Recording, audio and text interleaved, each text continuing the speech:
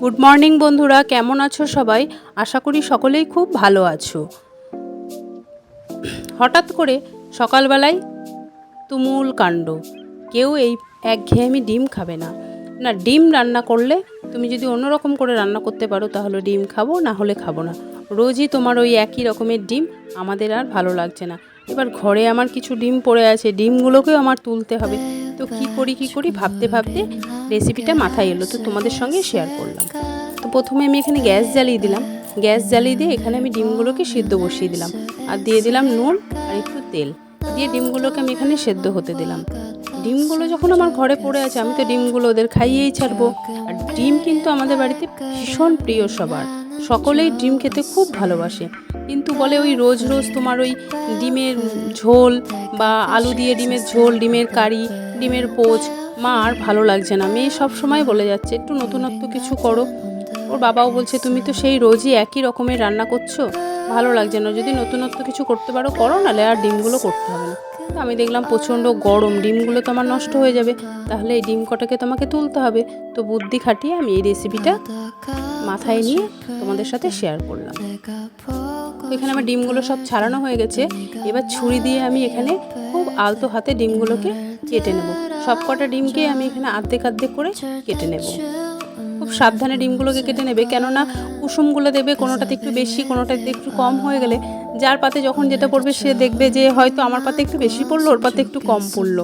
সেই জন্য ডিমের ক্ষেত্রে তো দেখবে, আমার মেয়ে তো ডিমের পোস্টটা যদি একটু ছোট বড় হয় তাতেও বলবে যে ওরটা বড় হলো, আমারটা একটু ছোট হলো।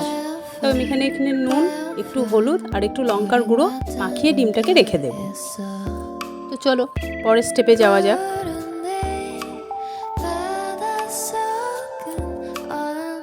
এখানে আমি কড়াই বসিয়ে দিয়েছি, কড়াই বসিয়ে দিয়ে কিছু পরিমাণে সাদা তেল দিয়ে দিলাম। তেলটা খুব ভালো করে গরম করে নেব, আর কড়াইয়ের চারিদিকে একটু দিয়ে নিচ্ছি।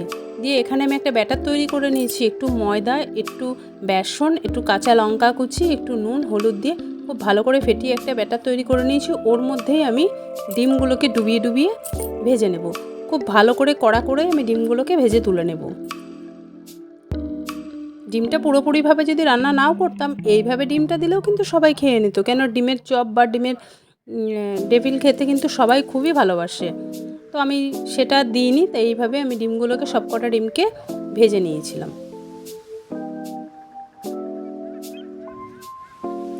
বিশ্বাস করবে না, রেসিপিটা এত টেস্টি হয়েছিল, সবাই বলেছে পরের দিন আর একবার করতে।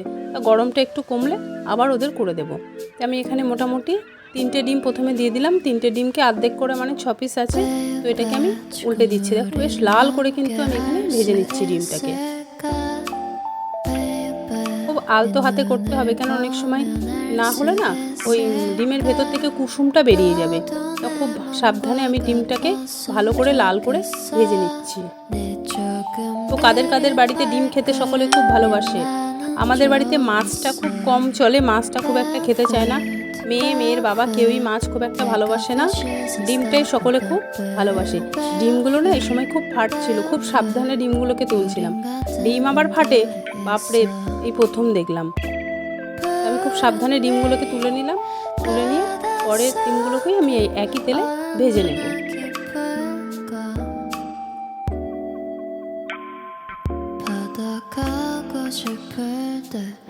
তোমরাও ঠিক এইভাবেই করে নেবে যেভাবে দেখাচ্ছি।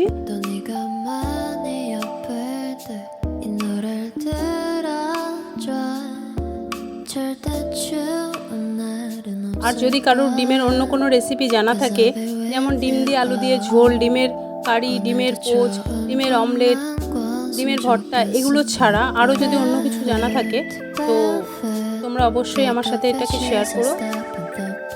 আর কমেন্ট বক্সে অবশ্যই জানিও যে আমার এইভাবে রেসিপিটা কীরকম হলো। তো আমি এখানে যেটুকুনি গুলুনি ছিল সেটাও আমি ওপর দিয়ে দিলাম। ব্যাটারটা দিয়ে আমি বেশ ভালো করে আবারও উল্টে দিয়ে খুব আলতো হাতে খুন্তি দিয়ে ওই দেখেছো ডিমের, বললাম না খুব সাবধানে না করলে ডিমের খোলাগুলো কিন্তু খুলে যাবে। তো খুব সাবধানে আমি আস্তে আস্তে এখানে খুলে ভেজে নেব। কেটে কেটে ঠিকঠাক করে লাল করে আমি ডিমটাকে ভেজে নিচ্ছি। তো আমার ভাজা, আগের ডিম 3টে ভাজা হয়ে গেছে, এখানেও আমার 3টে ডিম, টোটাল আমি 6টা ডিম করেছিলাম। তো তাতে কি হয়েছে, 2 পিস 3 পিস করে পাতে দিয়েছি, সেটাতেও ওরা খুশি যে অনেকগুলো করে ডিম পেয়েছি।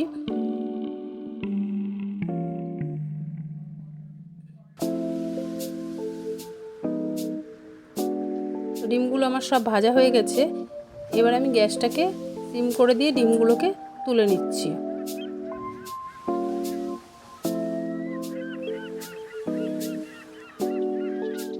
ডিমগুলো তোলা হয়ে গেলে এবার আমি পরের স্টেপে চলে যাব। তো চলো এসো পরের স্টেপের জন্য।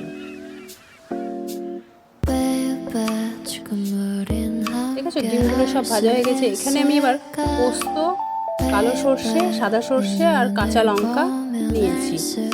পরিমাণ মতো যে যতটা পরিমাণে গ্রেভি চাও সেরকমই করে নেবে। তো এগুলোকে আমি একটা মিক্সিতে ভালো করে বেটে নিয়েছি। বেটে নিয়ে এবার এর মধ্যে আমি পরিমাণ মতো নুন দিয়ে দিলাম, সামান্য একটুখানি মিষ্টি দিয়েছি, দিলেও চলে না দিলেও চলে, আর একটু লঙ্কার গুঁড়ো আর একটু হলুদ দিয়ে খুব ভালো করে আমি এটাকে ফেটিয়ে নিচ্ছি। ফেটিয়ে নিয়ে এবার আমি দিয়ে দেবো এর মধ্যে সর্ষের তেল। বেশ কিছুটা সর্ষের তেল দিতে হবে, কারণ সর্ষের তেলের ঝাঁজটাই কিন্তু খুব সুন্দর লাগবে। আর একটু কুচনো পেঁয়াজও দিয়ে দিয়েছিলাম, কেন একটু কাঁচা পেঁয়াজটা যখন মুখের মধ্যে পড়ে না তখন কিন্তু খেতে বেশ ভালোই লাগে। তো আমি ভালো করে এটাকে মাখিয়ে নিচ্ছি। মাখিয়ে নিয়ে আমি একটা টিফিন বক্স নিয়ে নিয়েছি, তার মধ্যে সমস্ত ডিমগুলোকে ভালো করে সাজিয়ে নেব। একটা বড় সাইজের টিফিন বক্স নিয়ে নিয়েছিলাম যাতে আমার সবকটা ডিম এখানে এঁটে যায়। তো আমি ওপর থেকে পুরো মাখানো যে মশলাটা আমার ছিল রেডি সেটা দিয়ে দিলাম। এবার কিছুটা চেরা কাঁচা লঙ্কা দিয়ে দিলাম, দিয়ে ওপর থেকে আরেকটু বেশি পরিমাণে সর্ষের তেল দিয়ে ঢাকনাটাকে বন্ধ করে দেবো। বন্ধ করে দিয়ে আমি এখানে একটা জায়গায় গরম জল বসিয়ে দিয়েছিলাম। জলটা বেশ গরম হয়ে এসেছে। ওই অবস্থায় আমি টিফিন বক্সটা দিয়ে মোটামুটি 20 মিনিটের জন্য ঢাকা দিয়ে রেখে দেব। ডিমটা বেশ ভাপে ভাপে হয়ে গেলে দেখলাম বেশ ভালোই ভাপ উঠছে, আমার আরও কিছুক্ষণের জন্য থাক। তো ডিম ভাপা আমার একদম রেডি হয়ে গেছে। দেখতেও যেমন হয়েছিল খেতেও সেমন হয়েছিল। তো রেসিপিটা যদি ভালো লাগে তোমাদের, অবশ্যই তোমরা বাড়িতে একবার ট্রাই করো আর খেয়ে আমাকে বলো যে কেমন হয়েছিল। আর ভিডিওটা যদি ভালো লাগে অবশ্যই লাইক কমেন্ট একটা শেয়ার করে দিও। অবশ্যই আমার পাশে থেকো। আরও কী ধরনের রেসিপি আমার কাছে চাও আমাকে কমেন্ট করে অবশ্যই জানিও। আর তোমাদের জন্য অনেক অনেক ভালোবাসা।